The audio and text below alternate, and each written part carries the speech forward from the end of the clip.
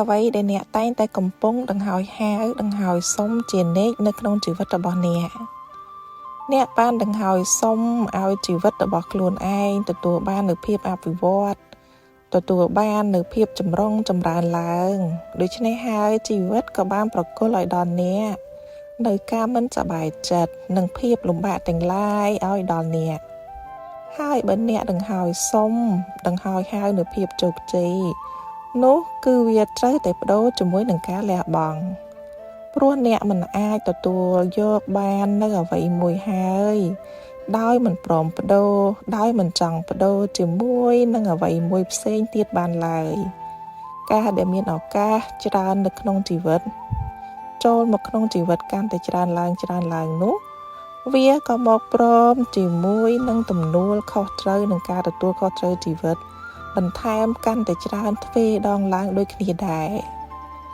ការដែលមានមហិច្ឆតាកាន់តែធំកាន់តែច្រើនឡើងនោះមានន័យថា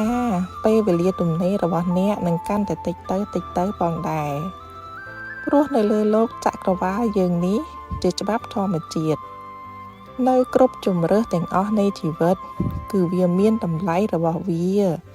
ដែលត្រូវតែបង់ថ្លៃនៃការចំណាយអ្នកមិនអាចដេញតាមគោលដៅនៃក្តីសម័យក្នុងជីវិត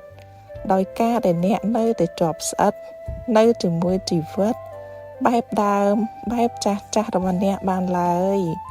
អ្នកមិនអាចដង្ហោយសុំចង់បាននូវភាពខ្ពង់ខ្ពស់ដង្ហោយសុំ